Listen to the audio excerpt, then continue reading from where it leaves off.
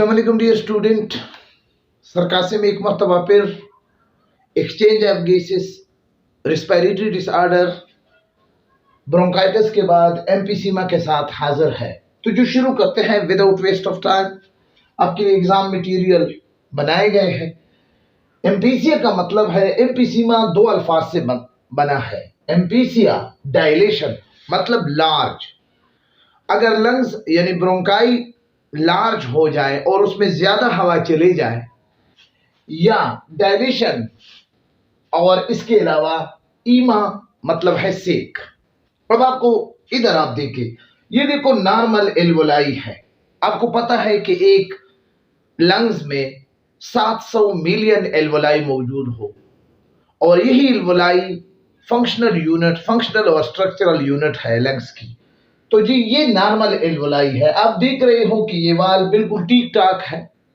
जब इसके वाल डैमेज हो जाए तो फिर क्या होगा, ये एम्फीसीमा कंडीशन है।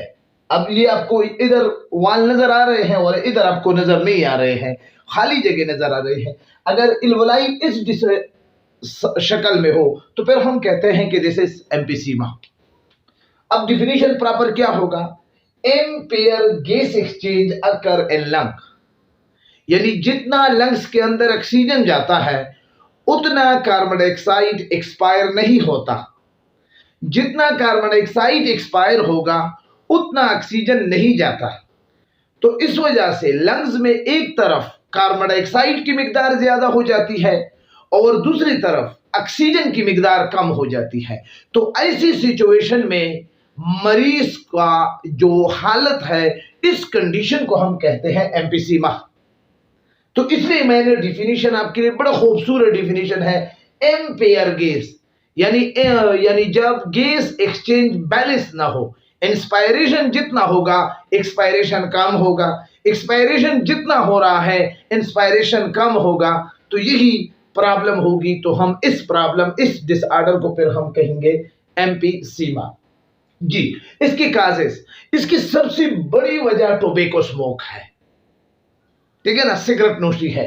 और इसके अलावा एयर पोल्यूशन भी एक वजह है, और इसके अलावा मर्ज्यूना स्मोक भी है, और इसके अलावा केमिकल फ्यूम है, यानी वो धुआं जिसमें केमिकल के जलाने से निकलता है, और डस्ट भी है, गर्द गुबार भी है। इसके अलावा कुछ किताबों में एक बैक्टीरिया का जिक्र भी है कि इसके ये काजेज भी है। सिम्टम, इसका सबसे पहला सिम्टम, फर्स्ट सिम्टम क्या है, ये कपिंग है। आपको सबसे पहला एम्फीसीमा में जो साइन होगा आपका क्या होगा, कपिंग।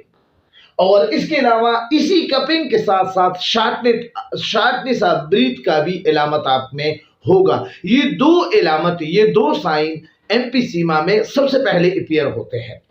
बाकी फटीग, थकावट भी होगी, साइनोसिस, आपके नेल, आपके लिप्स, आपके ये क्या होते हैं, ऑक्सीजन की कमी की वजह से इसका कलर ब्लू हो जाता है, और इस कंडीशन को हम कहते हैं साइनोसिस, ठीक है। वीकनेस, आपके वजन में कमी आ जाती है। वीजिंग, आपको गरगरी भी आते हैं, यानी एक अजीब सा आवाज आपके सांस के साथ निकलता है, महसूस हो रहा है कि भाई एक दूसरा आवाज भी जाता है, वीजिंग। ट्रीटमेंट में क्या है, ब्रांको डायलेटर ड्रग्स है। इब्तिदाई तौर पर जो मरीज को दिया जाता है इलाज के लिए, फिजिशियन, वो ब्रांको डायलेटर जो आपके कपिंग और शार्टनेस ऑफ ब्रीथ में क्या कर लेते हैं, आपको रिलीफ देता है। एंटीबायोटिक्स है, अगर कोई बैक्टीरिया की वजह से एम्फीसीमा है तो आपको एंटीबायोटिक्स के जरिए निजात मिल सकता है। न्यूट्रिशनल थेरेपी, यानी आपको अगर आप में कमजोरी आ रही है एम्फीसीमा की वजह से, तो आपको खुराक ज्यादा से ज्यादा खाने को कहा जाता है, जिसमें आपको मिल्क और इसके साथ साथ चिकन और इसके साथ साथ फ्रूट, जिसमें अंगूर, एप्पल, पोमीग्रेनेट, अनार, और इसके अलावा ड्राई फ्रूट, और इसके अलावा लोबिया, चने, ये सब कुछ आपको खाने के लिए कहा जाता है। चावल भी आपको, यानी वो चीजें जिसमें प्रोटीन ज्यादा हो, ठीक है ना, मीट। सप्लीमेंटल ऑक्सीजन, अगर आपके बॉडी के अंदर साइनोसिस का प्रॉब्लम है एम्फीसीमा की वजह से, तो फिर आपको ऑक्सीजन वो सप्लीमेंट दिए जाते हैं जो ऑक्सीजन को बढ़ाते हैं।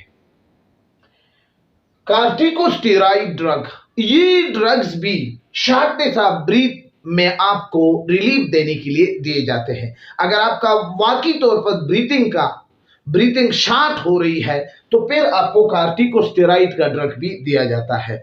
इसके साथ एम्फीसीमा का टॉपिक खत्म हो गया है। ये आप इनसे स्क्रीनशॉट निकालें, बेहतरीन एग्जाम मटेरियल है, इनको अपने साथ सेव कर लें। आप एग्जाम में जाएं, इंशाल्लाह एम्फीसीमा के हवाले से आपके तमाम प्रॉब्लम हल होंगे। सी यू अगेन इंशाल्लाह नेक्स्ट वीडियो हम आपके साथ नमूनिया पर करेंगे। और आप हमारे साथ रहे। चैनल में नए हो तो लाजमी तौर पर आप सब्सक्राइब करें और साथ बेल आइकन भी प्रेस करें ताकि हर नए आने वाली वीडियो की नोटिफिकेशन सबसे पहले आपको हो सके। अपने दुआओं में याद रखिए। खुदा हाफिज।